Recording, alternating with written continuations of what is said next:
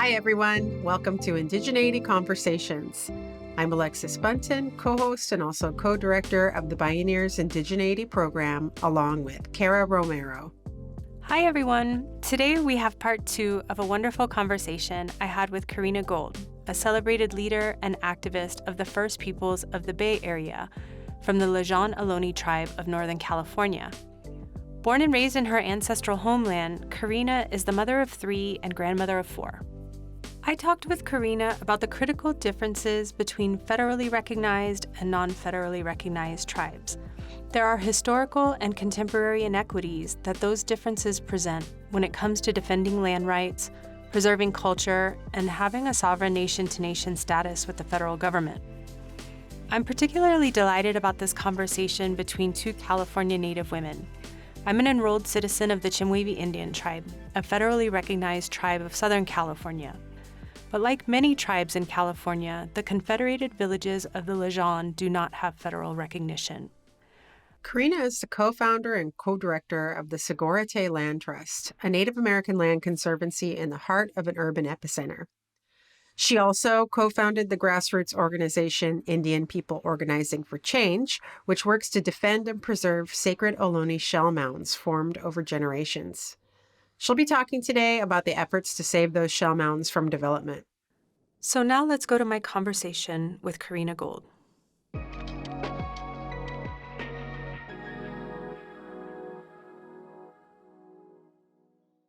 Corrina, what has it been like? Because you are an activist in the Bay Area. First, can you tell the audience about the shell mounds of the Bay Area? And can you also talk about what it's been like to try and protect what's left of your land base without federal recognition?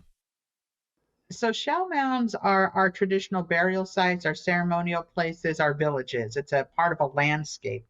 And what I like to say is that, we are looking at this climate crisis right now. And everybody's talking about leaving a smaller footprint on the earth, right? And so our ancestors did that. For thousands of years, they left this small footprint. Our houses, our boats, our basket materials, almost everything we utilized was biodegradable and went back into the land, right?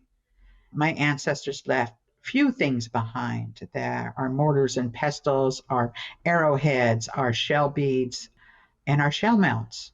These monuments that my ancestors created, burying our people in the land covered by soil and shell, and over thousands of years grew to be sometimes 3-story high. And they were devastated by the mass influx of people in the Bay Area, not just the Spanish or the Mexican Rancho period, but really around the time of the 49ers. And when the United States got here, the Bay Area became this booming place, and they began to level out our shell mounds and to build on top of them. At that time, you have to remember, we had no laws protecting us. And we have still few laws that protect our sacred places. And so when I started working on this with Janella LaRose, we created Indian People Organizing for Change. But around 1998, when the internet blew up in the Bay Area, it caused a huge wave of people to move out of the Bay Area, including Native people, because they couldn't afford it anymore. Because people that had made money on the internet had started outbidding each other for houses and apartments here in the Bay Area, and it caused people to start building more. And around that time, they started hitting many places that my ancestors were buried at because of that. And we realized that nobody in the Bay Area knew what shell mounds were. People still thought we didn't exist. Ohlone people were all dead. And it was at that time that Janella and I started really fighting against the city of Emeryville and other places that were destroying our sacred sites, and really educating our intertribal Native people that live in the Bay Area, and really getting people to come out and talk about protecting of the sacred and why it was important. In 1909, this man named Nels Nelson created a map, because back in 1909, before my mother was even born, This man knew that these shell mounds were important places to our ancestors, and he created a map of 425 of these shell mounds that ring the Bay Area. 425 places where there was villages and there were ceremonial places, places that we buried our ancestors at, beautiful landscapes that were being destroyed by development in 1909. Today, we find this development happening in the Bay Area again. This wave of people building and building using the excuse that there's not enough housing, knowing full well that the housing that they're building will not be able to put the people that are on the streets in them. The housing that they're building, it's because of greed. There is more than enough housing here to house everybody. But in the meantime, they're taking every inch that's left of the Bay Area and they're destroying it. Today, I've been fighting the destruction of our shell mounds for over 20 years. The Bay Street Mall is built on the largest of all 425. I've been in battle with a developer for over 4.5 years for our oldest shell mound, the West Berkeley shell mound on 4th and University, which looks like a parking lot today. But it's the very first place our ancestors lived along the waters, where fresh water met salt water, along that marshy place where it aligns with our sacred Alcatraz Island. It aligns with our Western Gate, where people think the Golden Gate Bridge is now. These sacred places and landscapes that you don't see because of the asphalt and the buildings on top of it. We have responsibility and obligations to those sacred places. And so it's been a fight to try to do that. And it has been allies and accomplices that have been coming to the side of us to help us to really talk about stopping the desecration of these sacred places. And so it's really been an education process for the last 20 years. First, to tell the cities in the Bay Area that we still are alive, that Ohlone people are still here. Second, to educate people about what our sacred places is and why it's their responsibility to help us to save them now that they live on our traditional territory. And as good guests, they should work with the hosts of whose land they're on. And then there's the other side of it. Also having the burden of having to know which development in which city is happening, answering to all of these different developers wanting to consult about it. And if you miss one, you could be in danger of losing something precious.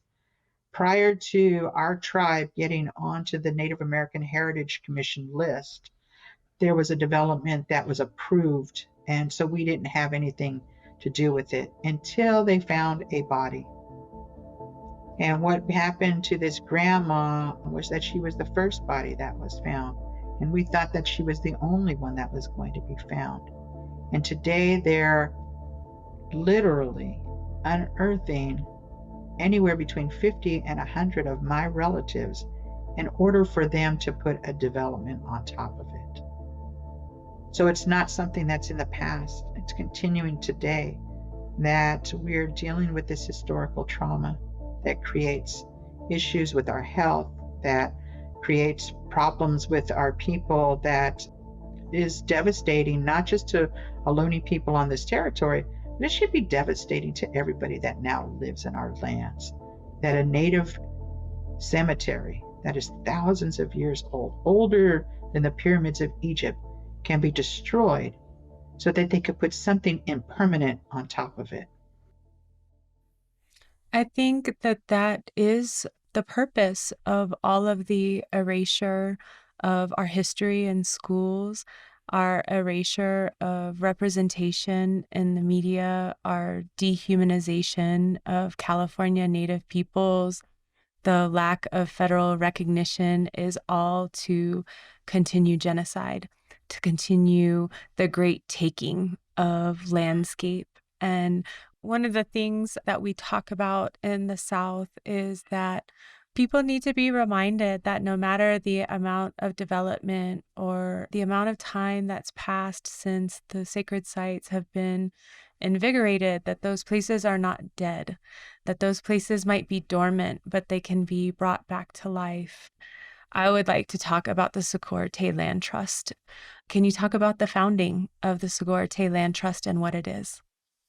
I love to talk about the Sogorea Land Trust because it's my ancestors' dream come true, I believe. There's a story that I remember of a salmon run that was written in a diary by Spanish soldiers as they were chasing my ancestors. They got to the Carquinez Strait, and it was during a salmon run. And they wrote in their diary that they lost my ancestors, but when they looked into the water, that there were so many salmon that they could practically walk across to the other side on their backs. Now, we've never seen a salmon run like that in our lifetimes. And wouldn't it be beautiful and be blessed for us to do that, to have that salmon come home like that? On the other side of that waterway is Sogorea. It was one of the last strongholds of my ancestors. They didn't get taken to missions until about 1810. And it was a place always where a creek meets a saltwater body. And there's a creek that runs through there. And there were 2 shell mounds that were there. And for months, we had been trying to figure out how to stop the devastation from happening there. And in April of 2011, when the city filed bankruptcy, they gave the park district $30,000 worth of permits for free in order for them to destroy this sacred area. There was 8 of us at that time that were on the committee to save Sogorea, 4 women, 4 men, 4 Native and 4 non-Native people. And we all looked at each other at the same time and said, what do we do? And then we all said, we have to take it back. When we took back that sacred land for 109 days, we had a sacred fire that was lit there by Fred Short, who was the Northern California American Indian Movement spiritual advisor. And at the same time that that fire was lit, 4 other fires around the world was lit that stayed going as long as ours did. On day 99 of that takeover, there was people from all walks of life that came and created a village site there. And of course, there was Homeland Security and the Coast Guard off the water and the police department and the fire department all showing up. But people stayed there and we had ceremony together. And it changed us as human beings. We remembered what it was like for us to live together in a village again, to rely on each other for food and for water, for each person to have purpose and to create their own job that helped the rest of the community. After 109 days, we left there because the first cultural easement between a city, a park, and 2 federally recognized tribes was created in the country. It was because we took that stand that was able to happen. So the Patwin people paid in to this cultural easement so that they have the same rights to that land as the park district and the city. And no one entity could ever change the land without the other 2's approval. And so that would save it forever. They had to sign some crazy document saying that no more than 10 Indians would ever gather there again, and that no big drums would be there. And we were angry about that until we realized that we didn't sign the contract. And so every year we show up with hundreds of people to do our traditional responsibilities and pray at that site and pray back those salmon to come home. And working with another non-federally recognized leader in the California, Colleen Sisk, who is the chief of the Winnemem Wintu, to do that salmon walk and that prayer run with her every year. As non-federally recognized tribe, we don't have a land base.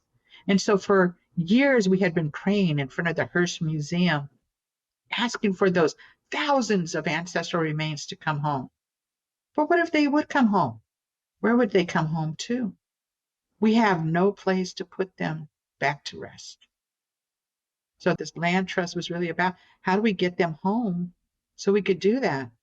How do we build a place for my grandchildren, my nieces and nephews to come back to the song and the language? And the Sogorea Land Trust was blessed a few years ago to get our first piece of land. This had been in the works for years. I had started the campaign to save the West Berkeley Shell Mound. Standing Rock was happening. And this man named Gavin and his wife Hole run an organization, an organic nursery in East Oakland, in one of the most depressed parts of East Oakland, half a mile walk from my house. And it's called Planting Justice. They work with formerly incarcerated men so that when they get out of prison, they have a place to go and to have a job. On this 2-acre nursery that they have, it runs along Lisjan Creek, the waterway that we're responsible to. And they offered us a 1/4 acre of land on that 2-acre plot that was not being used by them at the time, that had transmissions on it and garbage. And we took that land. It was the first land returned to us in 250 years. Janella worked on that land, and we hired someone else and transformed that land to grow our medicinal plants and food. And we gathered together and found a place where we could cut down redwoods. And we brought them back to Oakland. And after praying for each of those redwood trees to give their lives so that we can create an arbor on our land. After a year of working on those logs and them drying and hundreds of people putting their hands on it, we put up that arbor, the first one in our territory in 250 years. When you walk into it in the middle of the city, to see an arbor standing there, it still takes away my breath. I very much admire the work that you've done to create the Sogorea Land Trust, and I would implore people to find out more about the ancestral homelands that they live on, because throughout the United States, whether it seems that you've moved into an area that was empty, I guarantee you there is a rich Indigenous history on the lands that you live on. And this is a beautiful way to get involved and help reinvigorate and wake up those sacred sites and begin to live in reciprocity and re-indigenize as all human beings in these areas so that we can find balance. And Indigenous peoples hold a sacred role to the health of the earth and the people and the planet and these urban centers.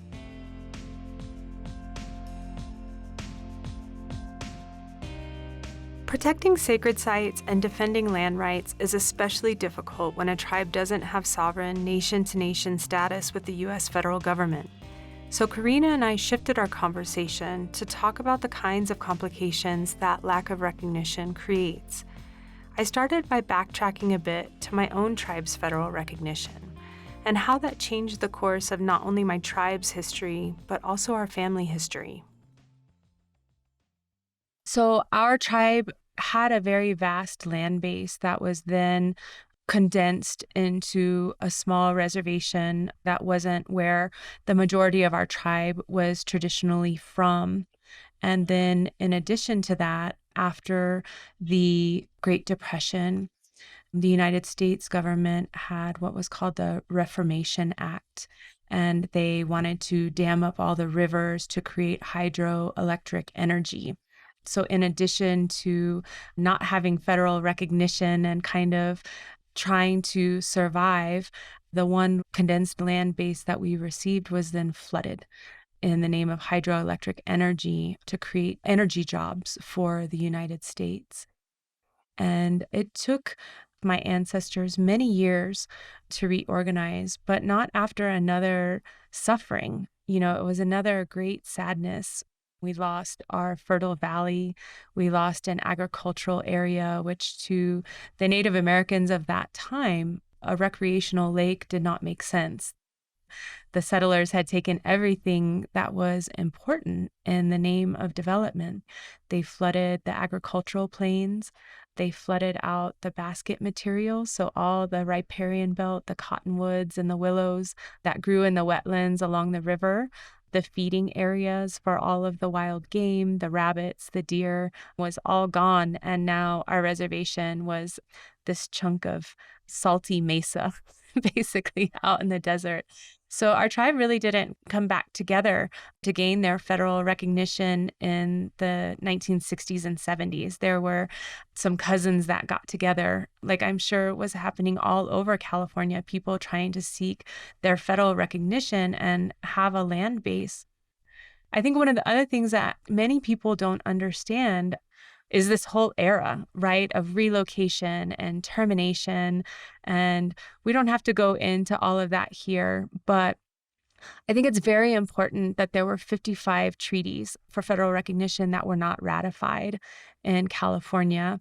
And I think it's very important for people to understand that many of the tribes that were not federally recognized were in these geographic locations along the Western coast, the ocean side tribes. And I'm sure your tribe was one of those. Can you talk a little bit about the 1950s and how that affected your tribe's federal recognition?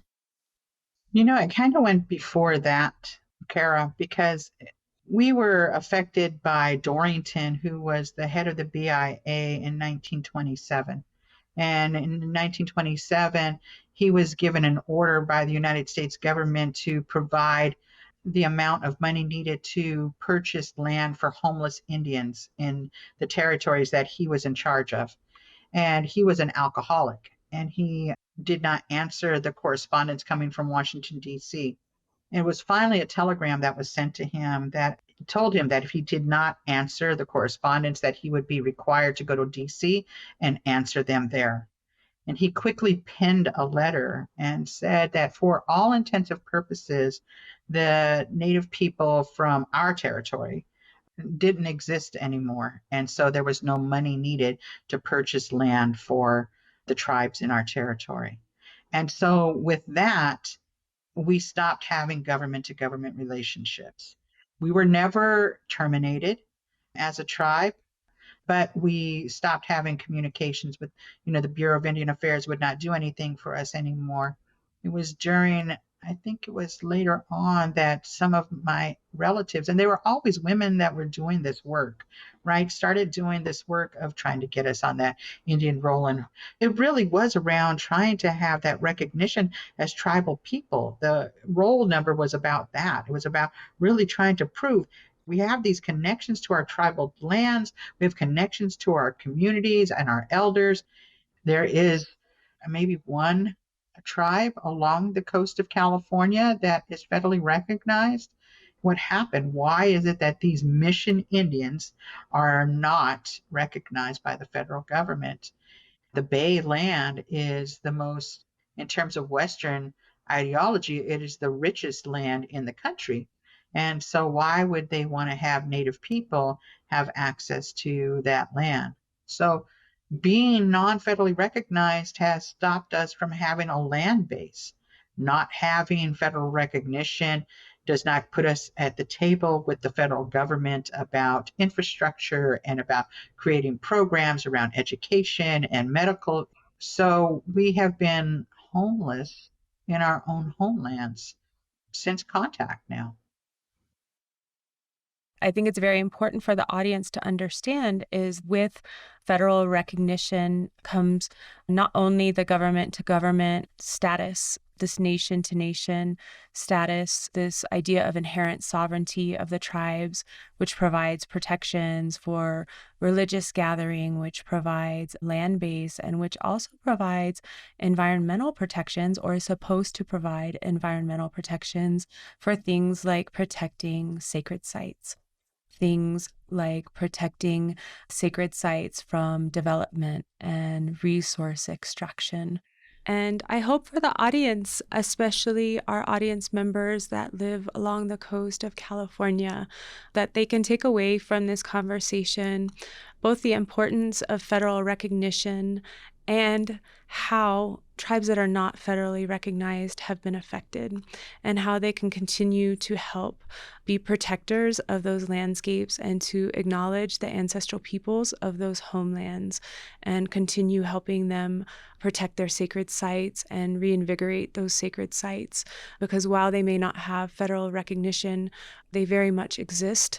They very much continue to fight for the rich histories of their landscapes and for the many people and ancestors that came before them, that gifted them the knowledge of the area.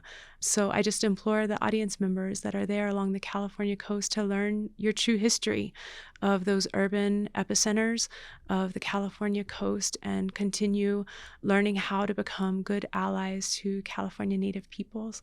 Corrina, thank you so much. Thank you so much, Kara.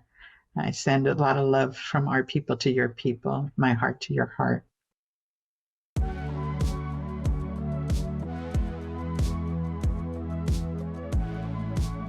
We're so delighted to have been able to have such a wonderful conversation with Corrina Gould. If you didn't hear part 1 yet, you can go to our website, Bioneers.org. And in addition to that episode, you can find other episodes of indigeneity conversations there to listen to, as well as other original Indigenous media content. You'll also learn about the indigeneity program and all of our initiatives, including curricula and learning materials for students and lifelong learners. Thank you so much for joining us for this episode of Indigeneity Conversations. It's been a pleasure to share with all of you today. Many thanks and take care.